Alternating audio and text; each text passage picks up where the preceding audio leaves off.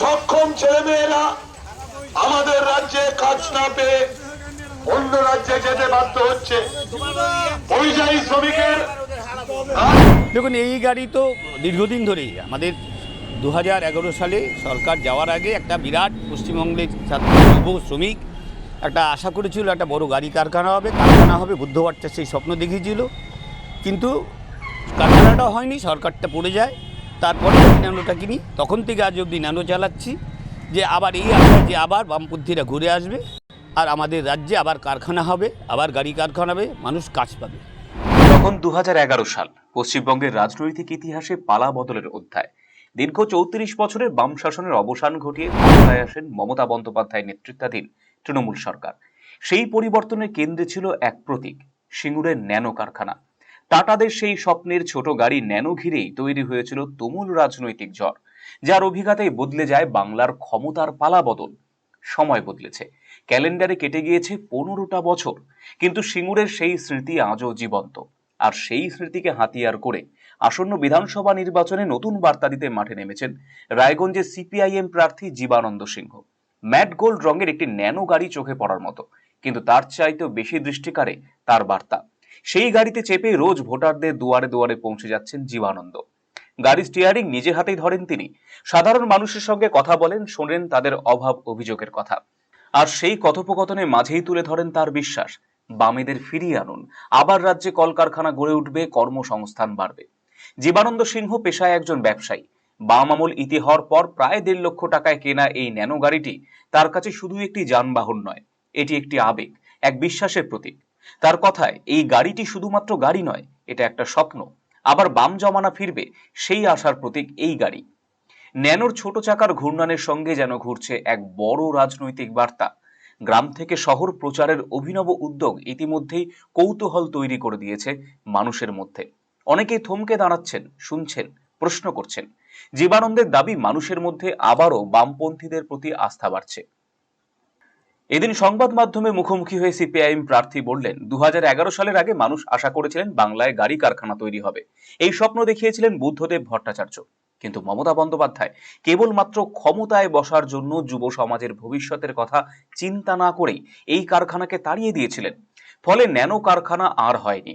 তখন মমতা বন্দ্যোপাধ্যায়কে এক্ষেত্রে সহযোগিতা করেছিল সর্বভারতীয় বিজেপি। সিপিআইএম প্রার্থী আরো জানিয়েছেন, সেই সময় ন্যানো কারখানা তৈরি হওয়ার কাজ শুরু হওয়ার সাথে সাথে রায়গঞ্জ আইটিআই কলেজে 30 জন যুবক প্রশিক্ষণ নিতে গিয়েছিল সেখানে। তাদের সেই স্বপ্ন আজ ভেঙে তছনছ হয়ে গিয়েছে। কিন্তু এবারে মানুষ আবার স্বপ্ন দেখছেন, বামপন্থীরা ক্ষমতায় এলে আবার সেই গাড়ি কারখানার স্বপ্ন বাস্তবায়িত হবে।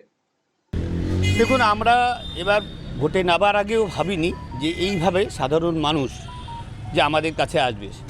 সকাল থেকে বিকেল অবধি প্রচার করছি, বিভিন্ন জায়গার থেকে বারবার করে বলছে, পুরনো আমাদের কর্মীরা, বিশেষ করে ছাত্র যুব অংশ বারবার করে বিভিন্ন দিকে ডাকছে, আমাদের নেতৃত্বরা যাচ্ছে, আমাদের সংগঠনের লোকরা যাচ্ছে, আমাকেও বারবার বিভিন্ন জায়গায় ছুটে যেতে হচ্ছে। এবার আমাদের পক্ষে ভীষণ সাড়া। এবার প্রচারের প্রধান মাধ্যম দেখছি আপনি একটা গাড়ি নিয়ে আসছেন, এই গাড়িটা কেন? দেখুন, এই গাড়ি তো দীর্ঘদিন ধরেই আমাদের 2011 সালে সরকার যাওয়ার আগে একটা বিরাট পশ্চিমবঙ্গের ছাত্র যুব শ্রমিক একটা আশা করেছিল একটা বড় গাড়ি কারখানা হবে বুদ্ধবাচ্চা সেই স্বপ্ন দেখিয়েছিল। কিন্তু কারখানাটা হয়নি, সরকারটা পড়ে যায়। তারপরেই আমি ন্যানোটা কিনি, তখন থেকে আজ অবধি ন্যানো চালাচ্ছি, যে আবার এই আশায় যে আবার বামপন্থীরা ঘুরে আসবে আর আমাদের রাজ্যে আবার কারখানা হবে, আবার গাড়ি কারখানা হবে, মানুষ কাজ পাবে। এই মমতা ব্যানার্জি তখন 2011 সাল এই সিঙ্গুর আন্দোলনের মূল স্তম্ভ ছিল এই সিঙ্গুর এবং এই ন্যানো কারখানা, তারপরে বিষয়টা কীভাবে? দেখুন, মমতা ব্যানার্জি তখন একমাত্র পশ্চিমবাংলায় আসনে বসানোর জন্য এখানকার ছাত্র যুবদের ভবিষ্যৎ, এখানকার বেকারদের ভবিষ্যৎ, এইসব কিচ্ছু চিন্তা না করে শুধু ন্যানো কারখানা না, আরও অনেকগুলো বড় বড় কলকারখানা গড়ে উঠছিল, সবগুলো কারখানাকে উনি তাড়িয়ে দেন। তারপর থেকে কিন্তু দেখবেন যে বড় বড় ভারী শিল্প যেগুলি গড়ার কথা ছিল সেগুলো আর পশ্চিমবঙ্গমুখী হচ্ছে না। তো শুধুমাত্র গদির লোভে সেই সময় কিন্তু আপনারা খেয়াল করে দেখবেন বিজেপির সর্বভারতীয় নেতৃত্ব তখন আমাদের এই যে ন্যানোটা উঠে যাওয়ার জন্য মমতা যে সহযোগিতা করেছিল। আজকে ওরা অনেক কিছু বলছে, কিন্তু পশ্চিমবাংলার মানুষ কাজ পায়, এটা না বিজেপি চায় না তৃণমূল চায়। আর আপনারা জানবেন, একটা কথা বলতে হবে যে ন্যানো কারখানা শুরু হওয়ার সাথে সাথে রায়গঞ্জ আইটিআই কলেজের 30 জন যুব ওখানে ট্রেনিংয়ে চলে গেছিলো।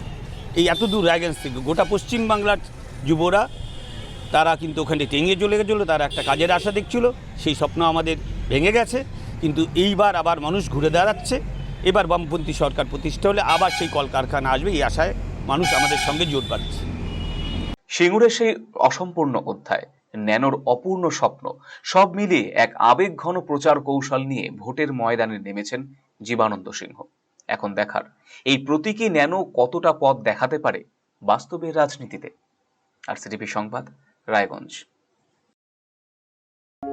আমাদের এই ক্লিনিকে সমস্ত রকম দাঁতের চিকিৎসা করা হয়, যেমন দাঁত তোলা, আরসিটি, দাঁত বাঁধানো, দাঁতের ফিলিং এবং আরো বিভিন্ন রকম সমস্ত রকম আধুনিক পরিষেবা এখানে দাঁতের দেওয়া হয়। রায়গঞ্জ তথা উত্তর দিনাজপুর জেলার প্রখ্যাত দন্ত চিকিৎসক কালিদাস সাহার দন্তসাথী এখন আরো আধুনিক ও উন্নত মানের পরিষেবা নিয়ে এসেছে সকলের জন্য। অত্যাধুনিক টেকনোলজি নির্ভর এই সুপরিচিত অ্যাডভান্স ডেন্টাল ক্লিনিকে এখন নিয়মিত বসছেন ডক্টর কালিদাস সাহা ও ডক্টর অরিত্র সাহা। অ্যাপয়েন্টমেন্টের ভিত্তিতে বসছেন ডক্টর অর্ণব সাহা ও ডক্টর অঙ্কিতা পাল সাহা। তাই দাঁতের যে কোনো ছোট বড় সমস্যার সমাধানে আজই আসুন দন্তসাথী, রায়গঞ্জ উকিলপাড়া, রামকৃষ্ণ আশ্রম ও মার্চেন্ট ক্লাব মাঠের সন্নিকটে। রিলায়েন্স ডিজিটাল রায়গঞ্জ চিলফেস্ট শুরু হয়ে গেছে। গরমে এবার থাকুন ঠান্ডা, আরামে আর সাশ্রয়। এসির সবচেয়ে বড় offer, lowest price ever. Air কন্ডিশনার্সে বিশাল ছাড়, একটি ইএমআই একদম ফ্রি, 21,000 টাকা পর্যন্ত cashback, free delivery and fast installation, free available. আজই ভিজিট করুন।